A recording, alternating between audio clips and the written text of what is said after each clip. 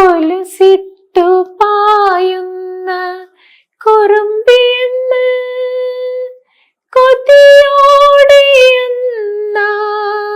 കവി പാടി.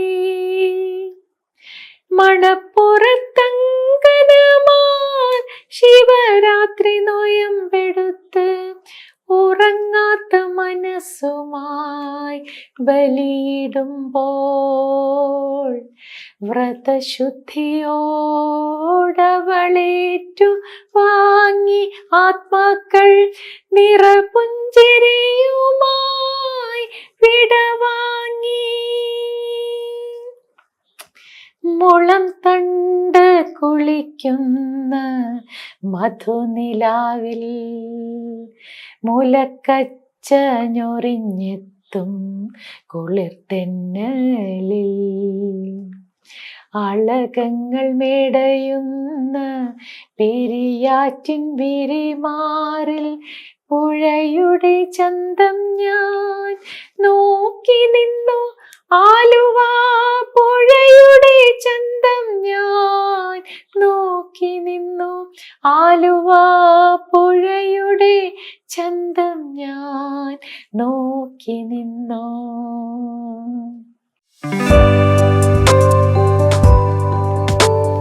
സംഗീതം വരികൾ എഴുതുന്നതല്ലാതെ ഉപകരണങ്ങൾ ഉപയോഗിച്ചിട്ടുണ്ടോ? ഉപകരണങ്ങളോടും ഒരു പ്രത്യേക ഇഷ്ടം, മമത പണ്ടേ മുതലുണ്ട്. തബല വായിക്കുക, അത് ഹാർമോണിയം വായിക്കുക, അതൊക്കെ ഭയങ്കര ഇഷ്ടമുള്ള. അതെന്ന് വെച്ചാൽ ഞാൻ ചെറിയ കുട്ടിയായിരുന്നപ്പോ ഞങ്ങളുടെ വീടിന്റെ അടുത്തൊരു കലാസമിതി ഉണ്ട്. അവിടെ ഒരുപാട് യുവാക്കൾ ഒത്തുകൂടിയിട്ട് അവിടെ എപ്പോഴും അവിടെ നിന്ന് മോളിൽ നിന്ന് നമുക്ക് കേൾക്കുന്നത് ഈ ഹാർമോണിയം വായിക്കുന്ന തബലയുടെ ആ ശബ്ദങ്ങൾ കേൾക്കുമ്പോൾ ഉണ്ടല്ലോ ഉള്ളിലേക്ക് അങ്ങ് കയറിപ്പോ. അതിന് വേണ്ടിയിട്ട് മാത്രം ഞാൻ അടുത്തുള്ള ഒരു കടയിൽ സാധനങ്ങൾ വാങ്ങിക്കാൻ പോവായിരുന്നു, ഇത് കേൾക്കാൻ വേണ്ടിയിട്ട്. അന്നത്തെ ഒരു ഇഷ്ട തബലേനോടൊക്കെ. അതൊക്കെ ഇങ്ങനെ നമ്മുടെ ഹൃദയത്തിന്റെ എവിടെയോ ആണ് ടക്ക് ടക്ക് ഒക്കെ അടിക്കുക. അത്ര നമുക്ക് ഒരു കേറുന്ന ഒരു സംഭവങ്ങൾ പോലെ തന്നെയുള്ള ഒരു. അതെ, അങ്ങനെ ഞാൻ ഒരു ദിവസം ആ കലാസമിതിന്റെ മുകളിൽ കയറണം, അവിടെ ഇരിക്കണം എന്നൊക്കെ ഇങ്ങനെ ആഗ്രഹിച്ചിട്ടുണ്ടായിരുന്നു. ഞാൻ ചെറിയ കുഞ്ഞ്, അത്രയും പ്രായം ഇല്ല തോന്നുന്നു, ഒരു കുഞ്ഞു ഉടുപ്പൊക്കെ ഇടുന്ന ഒരു പ്രായമാണ്. എനിക്ക് 1-ലോ 2-ലോ എനിക്ക് ഓർമ്മയില്ല. അപ്പം 4ാം ക്ലാസ്സിൽ പഠിക്കുന്ന സമയത്ത് എൻ്റെ ഫ്രണ്ട് ഉണ്ട് സഫിയ, അവൾ ഓടി വന്ന് എന്നോട് പറഞ്ഞു കലാസമിതിൻ്റെ മുകളിൽ നല്ല പരിപാടി നടക്കുന്നതാണ്. ഉമ്മാനും ഉപ്പാനും ഒന്നും കാണാതെ ഞാനും അവളും കൂടി ഓടി കലാസമിതിൻ്റെ മുകളിൽ കയറി. അവിടെ ബെഞ്ചാണ്. അന്നൊക്കെ ഇങ്ങനെ ഒരു മരത്തിൻ്റെ ഏണി വെച്ചിട്ട് ഒരു ചെറിയ എന്താ പറയുക, അന്നത്തെ കാലത്ത് എന്നൊക്കെ പറഞ്ഞാൽ ഒരു ചെറിയൊരു പെട്ടിക്കൂട് പോലത്തെ ഒരു വീട് ഇതുപോലെ മുകളിലുള്ള ഒരു സ്ഥലത്താണ് അത്രേ ഉള്ളൂ. ഓടൊക്കെ ഇട്ട് പലക ബെഞ്ചിൽ, അന്ന് സിനിമ കാണാൻ പോകുന്നതിന് നമ്മള് പലക ബെഞ്ചിന്റെ മുകളിൽ ഇരുന്നിട്ടാണല്ലോ. അന്ന് 60 പൈസക്കൊക്കെ സിനിമ കണ്ട ആളാണ് ഞാൻ. അപ്പൊ എന്താ അതിലെങ്ങനെ ഇരുന്ന് ഞാൻ ഈ പാട്ട് ഇങ്ങനെ കേൾക്കാം. അപ്പോൾ എന്നോട് അവിടുന്ന് ഒരു ചോദിച്ചു ആർക്കെങ്കിലും ഇതിൽ പാടണോന്ന്. ഞാൻ ചെറിയ കുട്ടി ഇൻസ്ട്രുമെന്റ്സ് ഒക്കെ വെച്ചിട്ട്, പക്ഷെ ഞാനങ്ങ് എണീറ്റ് നിന്നു. എന്തോ ഒരു ധൈര്യത്തിൽ എണീറ്റ്. എൻ്റെ ആങ്ങളെയൊക്കെ വന്നിട്ടുണ്ട്, ചെറിയ ആങ്ങളെയൊക്കെ. ഞാൻ എണീറ്റ് നിന്നിട്ട് ഞാൻ പറഞ്ഞു എനിക്ക് പാടണം എന്ന് പറഞ്ഞു. അപ്പൊ ഞാൻ പാടി ഇന്നെൻ്റെ കരളിലെ പൊന്നണി പാടത്തൊരു ഇതൊക്കെ സത്യം പറഞ്ഞാൽ എനിക്ക് ഇപ്പോഴും അതൊക്കെ ഇങ്ങനെ റെക്കോർഡ് ചെയ്ത് വെച്ചിരുന്നെങ്കിൽ എന്ന് ആഗ്രഹിച്ചു പോകുന്ന ചില സന്തോഷമുള്ള നിമിഷങ്ങൾ. അന്നൊന്നും നമ്മൾ പാട്ട് പഠിക്കാനൊന്നും പോയിട്ടില്ല, പക്ഷെ ഈ കേട്ട് പഠിച്ചത് ഈ ഇൻസ്ട്രുമെന്റ്സ് വെച്ച് പാടുക, അതൊക്കെ ഒരു വല്ലാത്ത ഇഷ്ടമാണ് ഉള്ളില്. അതിപ്പോഴും അതൊക്കെ കാണുമ്പോൾ അതൊക്കെ വാങ്ങി ഇങ്ങനെ സ്വന്തമാക്കി ഇങ്ങനെ അതിനിങ്ങനെ തലോടി അടുത്തൊക്കെ വെച്ചിരിക്കാൻ ആഗ്രഹം. ഒരുപാട് യാത്രകൾ ചെയ്തിട്ടില്ലേ? തീർച്ചയായിട്ടും. അതിൽ ഏറ്റവും ഇഷ്ടപ്പെട്ട സ്ഥലം ഏതായിരുന്നു?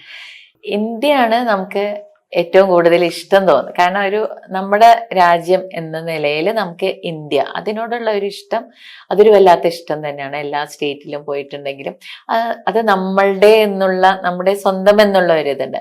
നല്ലൊരു അച്ചടക്കവും ഒരു റെസ്പെക്റ്റ് ആയിട്ട് എല്ലാ ആൾക്കാരോട് പെരുമാറുന്നതും സ്നേഹവും ഒക്കെ ഉള്ള ഒരു നാട് എനിക്ക് ജപ്പാനാണ് തോന്നിയിട്ടുള്ളത്. പിന്നെ ഭംഗി അങ്ങനെ ഇഷ്ടം തോന്നിയത് തുർക്കിയാണ്.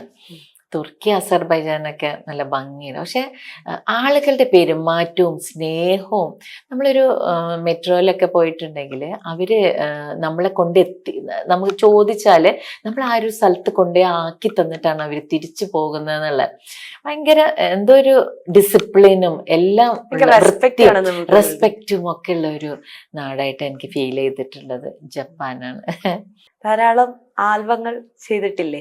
അതിലേറ്റവും പ്രിയപ്പെട്ടവും ഏറ്റവും ശ്രദ്ധേയമായതും ഏതായിരുന്നു? ആഗയ റംസാൻ എന്ന് പറഞ്ഞിട്ട് നമ്മുടെ സിയാഉൽ ഹക്കില്ലേ സിനിമ, അതിലൊക്കെ പാടുന്ന അവര് പാടിയ ഒരു പാട്ടുണ്ട്. അത് നല്ല ഒരു ഉറുദു മലയാളം മിക്സ് ചെയ്തിട്ട് ഞാൻ എഴുതിയിരിക്കുന്നത്.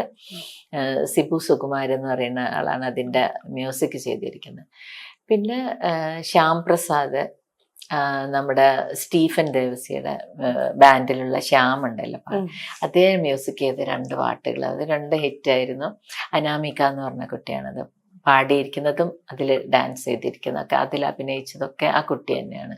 പള്ളിക്കര എറണാകുളത്തെ പൊക്ക സ്ഥലമാണ്. അതെ അതെ. അവിടെ നിന്ന് ആലുവയിലേക്ക് ഈ പുഴയുടെ തീരത്ത് എങ്ങനെയാണ് എത്തിപ്പെട്ടത്?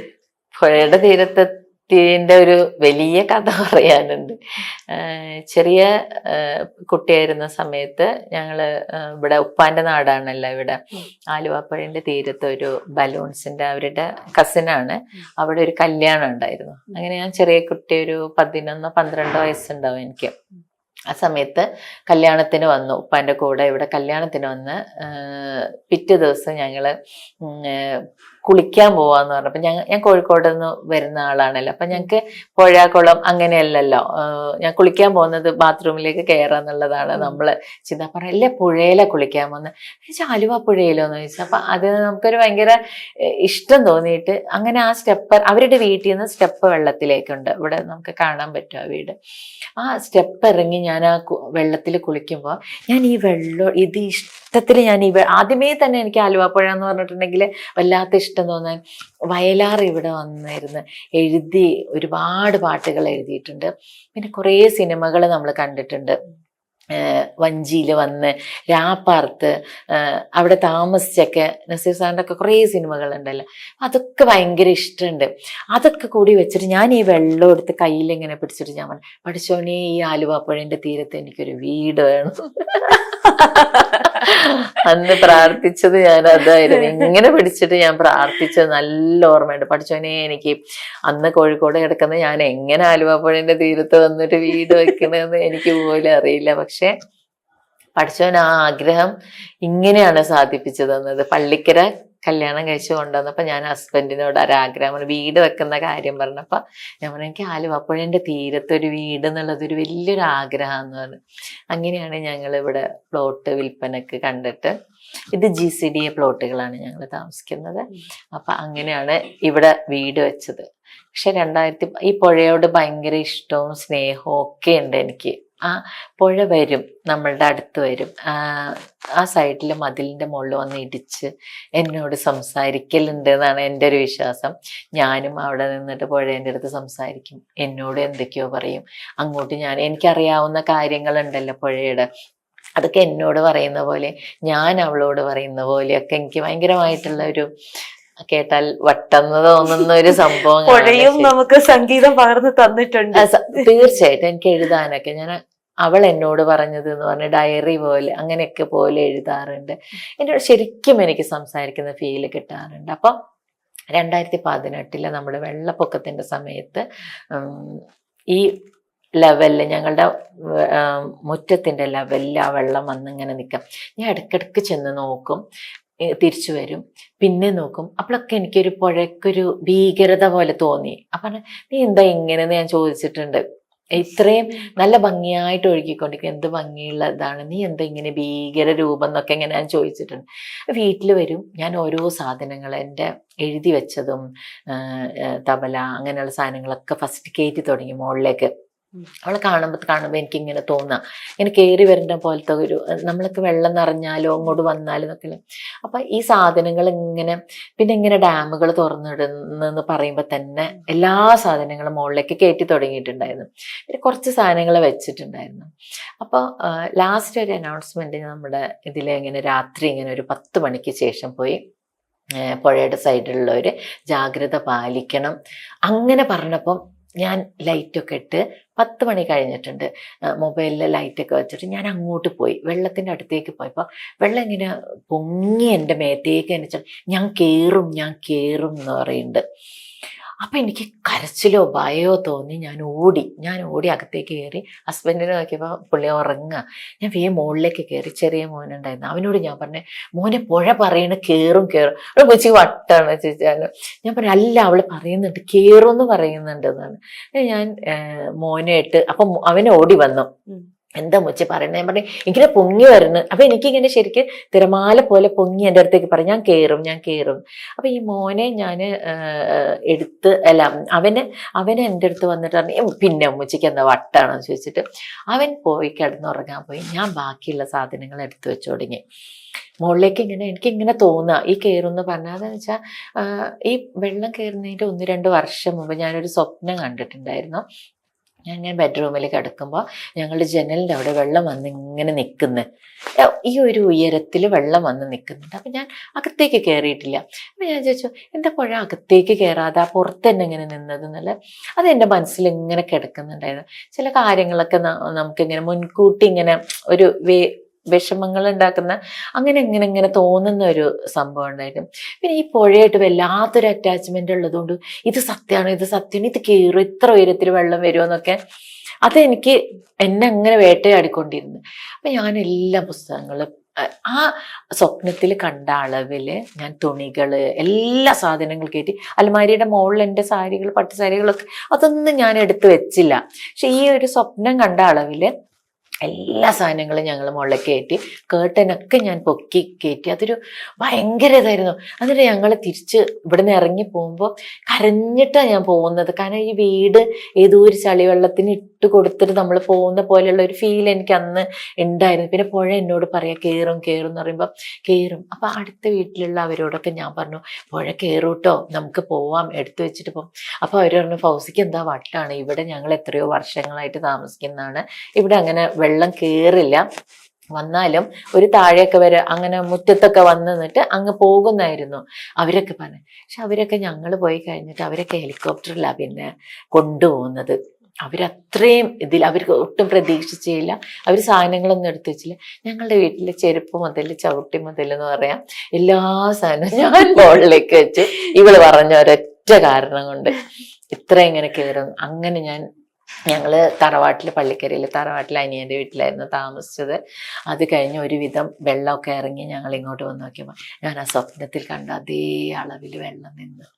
അത് ഭയങ്കര എനിക്ക് ജീവിതത്തിൽ കിട്ടി വല്ലാത്തൊരു ആ പുഴയനോട് എനിക്ക് വല്ലാതെ തോന്നി. എന്തോ ഒരു എന്താ പറയുക, അത്രയും സത്യസന്ധമായിട്ട് എന്നോട് പറഞ്ഞ പോലെ എനിക്ക് പഠിച്ചവൻ എൻ്റെ ഉള്ളിലേക്ക് അങ്ങനെ ആ ഒരു ഇഷ്ടം കൊണ്ട് എന്തോ അറിയില്ല, ഇപ്പോഴും എനിക്ക് വിശ്വസിക്കാൻ പറ്റില്ല. ഇവിടെ വന്നപ്പോൾ ഞാൻ ഈ അളവ് കണ്ട് ഞാൻ അങ്ങ് കരഞ്ഞു. കാരണം ഹസ്ബൻഡൊക്കെ ചെന്ന് എനിക്ക് ഇങ്ങനെ പറ്റി ഇത്ര ബാക്കിയുള്ള സാധനങ്ങളൊക്കെ കിടക്കുന്നുണ്ട് ഈ അളവ്. അപ്പം ഞാൻ പറഞ്ഞു എന്തോ നമുക്ക് ഉള്ളില് ആ ഒരു എന്താ പറയാ പഠിച്ചവനിലുള്ള ആ ഒരു ഭയങ്കരമായ നമ്മള് ഉള്ളിലെ ആ വിശ്വാസം ആ ഒരു ഇതും ഒക്കെ കൂടി ആകുമ്പോൾ പഠിച്ചവൻ അങ്ങനെ തോന്നിക്കുമായിരിക്കും. അത് നമ്മൾ പറയുമല്ലോ, പ്രകൃതിയിലേക്ക് നോക്കിയാൽ ഒരു ഇല അനങ്ങുന്നത് കണ്ടാൽ നമുക്കത് നമ്മൾ അവരോട് സ്നേഹിച്ച് അവരെ സംസാരിക്കാൻ തുടങ്ങിയാൽ നമുക്ക് തിരികെ കിട്ടുമെന്നുള്ളത്. അപ്പൊ ആലുവയുടെ ഇതിൽ വന്നിട്ട് അത്ര ശങ്കായ ആലുവേനെ കുറിച്ച്, കൊലുസിട്ടു പായുന്ന കുറുമ്പിയെന്ന് കൊതിയോടെയെന്ന കവി പാടി,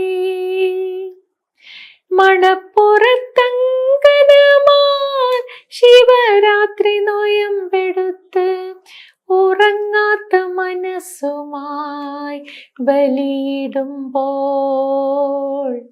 വ്രതശുദ്ധിയോടവളേറ്റു വാങ്ങി ആത്മാക്കൾ നിറപുഞ്ചിരിയുമായി വിടവാങ്ങി. മുളം തണ്ട് കുളിക്കുന്ന മധുനിലാവിൽ മുലക്കച്ച ഞൊറിഞ്ഞെത്തും കുളിർത്തെന്നലിൽ അളകങ്ങൾ മേടയുന്ന പെരിയാറ്റിൻ വിരിമാറിൽ പുഴയുടെ ചന്തം ഞാൻ നോക്കി നിന്നു. ആലുവ പുഴയുടെ ചന്തം ഞാൻ നോക്കി നിന്നു. ആലുവ പുഴയുടെ ചന്തം ഞാൻ നോക്കി നിന്നു. കല സാഹിത്യ രംഗത്ത് ഇനിയും കുറെ മാറ്റുകൾ വെക്കാനും ഇനിയും കുറെ വരികളും ഇമ്പങ്ങളും കേൾക്കാനും ആസ്വദിക്കാനും ഉള്ള അവസരങ്ങൾ ഇനിയും നമുക്ക് ഉണ്ടാവട്ടെ. എഴുതാനും തീർച്ചയായിട്ടും അതിൽ സാധിക്കട്ടെ. അതുപോലെ സന്തോഷം നിങ്ങൾ എന്നെ കാണാൻ വന്നതിലും ഇത്രയും നേരം എൻ്റെ കൂടെ ചെലവഴിച്ചതിലും. എല്ലാവരോടും എനിക്ക് സ്നേഹത്തോടെ പറയാനുള്ള പരസ്പരം സ്നേഹിക്കുക, വിശ്വസിക്കുക, അറിയാത്ത കാര്യങ്ങൾ നമ്മൾ പഠിച്ചതിന് ശേഷം പ്രതികരിക്കുക. ഇത്രയും നേരം നമ്മളോട് വിശേഷങ്ങളെല്ലാം പങ്കുവച്ച നമ്മുടെ പ്രിയപ്പെട്ട ഫൗസിയ മാഡത്തിന്റെ എല്ലാവിധ ഭാവുകങ്ങളും നേരുന്നു. ഇനിയും ഒരുപാട് ഉയരങ്ങളിലേക്ക് എത്തട്ടെ, ഒരുപാട് സൃഷ്ടികൾ ഉണ്ടാവട്ടെ എന്ന് ഞാൻ ആശംസിക്കുന്നു. നന്ദി.